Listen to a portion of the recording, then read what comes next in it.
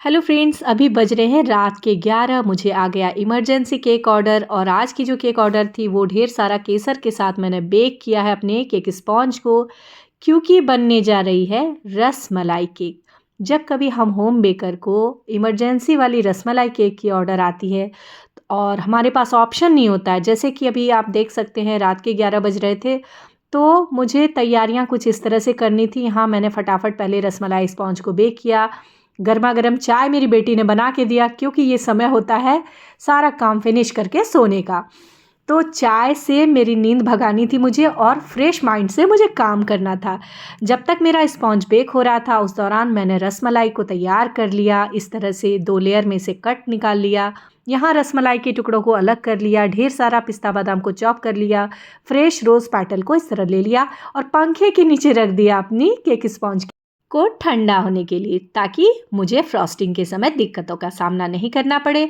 क्योंकि जब कभी हम गरम स्पॉन्ज के ऊपर फ्रॉस्टिंग लगाते हैं, क्रीम अप्लाई करते हैं, तो हमारी क्रीम पिघलकर मेल्ट होने लगती है, जिससे हमारे ऑर्डर पर इफ़ेक्ट पड़ने लगता है। तो अगर आप भी मेरी तरह होम बेकर हैं तो मेरे प्यारे प्यारे वाईटी फैमिली मेम्बर, मेरे सारे व्यूवर्स, ये वाली गड़बड़ी नहीं करें। कभी भी गरम स्पॉन्ज के ऊपर आप फ्रॉस्टिंग लगाने की सोचे भी नहीं। यहाँ ढेर सारे रसमलाई के टुकड़ों के साथ, पिस्ता बादाम के साथ, केसर के धागों के साथ रसमलाई की फीलिंग लग चुकी है और अब बारी है इसे पैक करने की, यानी क्रम कोटिंग लगाने की।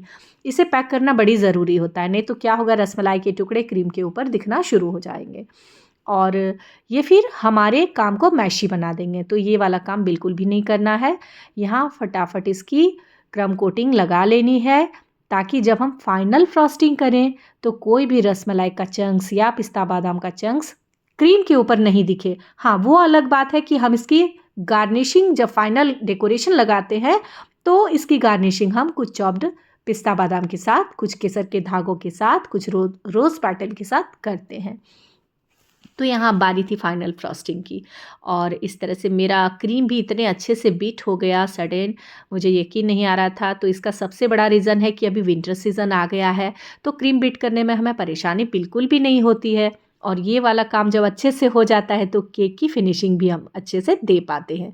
अब आप सोच रहे होंगे कि आपका स्पॉन्ज तो भाई ताक झाक कर रहा है, तो भाई साहब मैं क्या करूँ। ये 1 पाउंड में मुझे रसमलाई केक देना था और वज़न में भी आपको शो करने की कोशिश करूँगी कि ये हमेशा 600 और 700 ग्राम ही चला जाता है।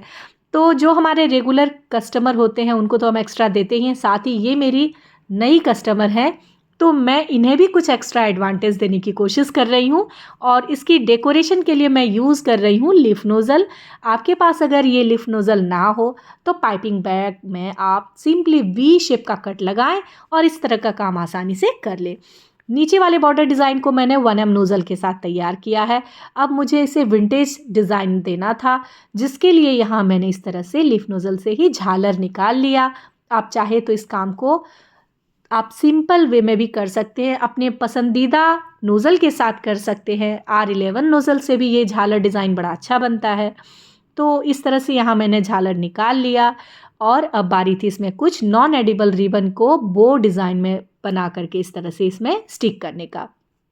तो यहाँ इस तरह से मैंने लगा लिया इसे और अपनी केक को खूबसूरत बनाने की कोशिश की।